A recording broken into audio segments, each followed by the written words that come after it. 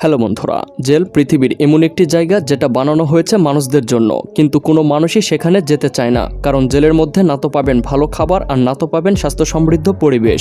এটা তো ছিল নর্মাল জেলের কথা। আপনি কি পৃথিবীর সবথেকে ভয়ঙ্কর জেল সম্পর্কে জানেন, যেখানে যাওয়া মানে নরকে যাওয়া? আজকের ভিডিওতে আমরা পৃথিবীর সেই সব ভয়ঙ্কর জেল সম্পর্কে কিছু কালো সিক্রেট তুলে ধরব।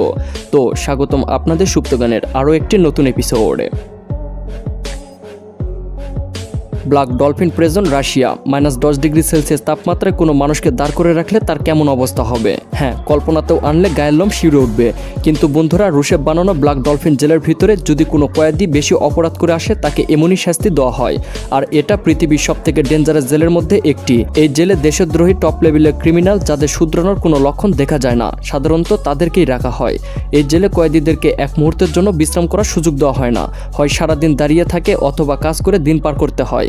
কাজাকিস্তান বর্ডারের কাছে বানানো এই জেল অনেক বেশি সিকিউর।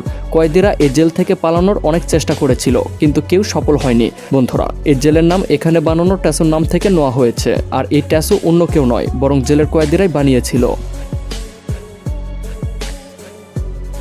তদমোর present Syria. বন্ধুরা, সিরিয়াতে বানানো যে জেলটি আপনারা দেখতে পাচ্ছেন, এটা এতটাই ভয়ঙ্কর যে এখানে পকেটম্যারদেরও মৃত্যু সাজা হয়ে থাকে।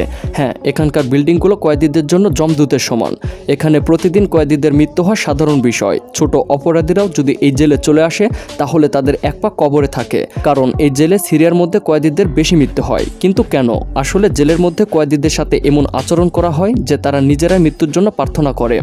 কয়েদিদের পিটানো এবং না খেয়ে রাখা এখানকার সাধারণ বিষয়। কতক দিনে তাদেরকে দুবেলাও খাবার দেওয়া হয় না। আর এগুলো তো ছিল অত্যাচারের শুরু।